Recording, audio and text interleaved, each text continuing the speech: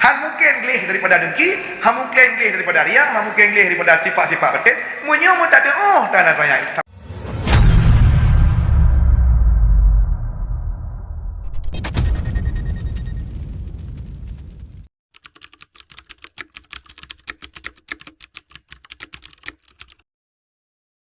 Hal mungkin gelih daripada dengki, hal mungkin gelih daripada riak, hal mungkin gelih daripada sifat-sifat batin. Munyo mun tak ada tak nak tanya. Tambah lagi dia lega pada mana? Kira sembahyang nak kusyuk dia balik. Ya kusyuk dah doa. Kalau nak doa bang kusyuk. Kiban dia pegang nak kusyuk dah doa dah. Menancit dia nak dengki uru. Hana ilung gelih ilung hana dengki uru. Ya kun dengki bang.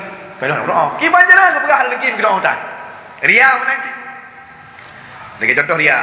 Rianya yang paling halus dah ria. Contoh mana? Umpama di beliaunya nak buka praktek. Atau yang nak buka. Jadi sistem dia antri budak long ya mobat lah. Antri memang ini peraturan antri. Atau bak drone. Naurun preh kamu hero. Rok long. Ilong menolong kun. Nyo long pasti nak pergi preh. Karena egonya punya gulung goreng. Ilong ingin ron tu peduk long bak sabah tempat berbeza sama kau. Beristimewa.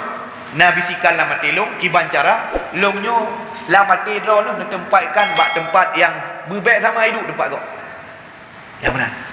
Ya benar. Sehingga ilong didorong oleh na tanya lama tilung tapi berusaha long usaha long lemah badron ni long nyogot sekecil apapun bro long menjejit lontok pakan ilong ya long posisi long kali bak dapat duk sat dekon pinah nyorial.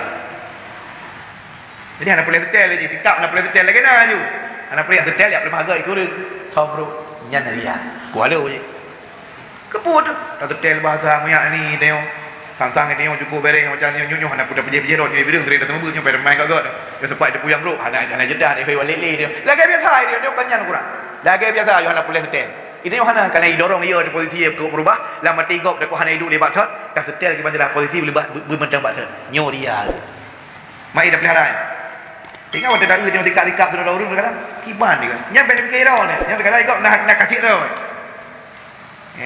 mentun kan tapi punya tingkat kau nyai ilmu tak sampah lagi nya. Yang mana tingkat kita nyo? Tiga ngai ilmu yang buat. Itu yang hana tentang itu yang kun haji menjaga karisma. Jaga karisma jaga. Ikut lah nak jaga. Ikut tekai ikut orang kana. Yang mana baik. Je lagi nak tu. Anak boleh tetel. Bata lagi nak, tikat lagi nak. Baik buat. Jadi cara lagi lagi.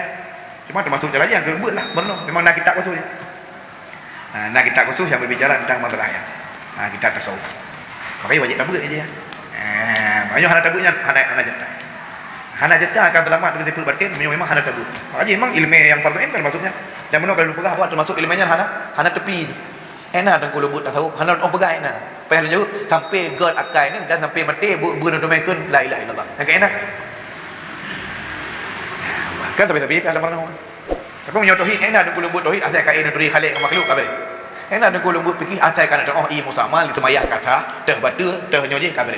Enak nunggu nombor lima tahun, nyai hana dong pegang enak sampai akhir hayat ni jamin dong nak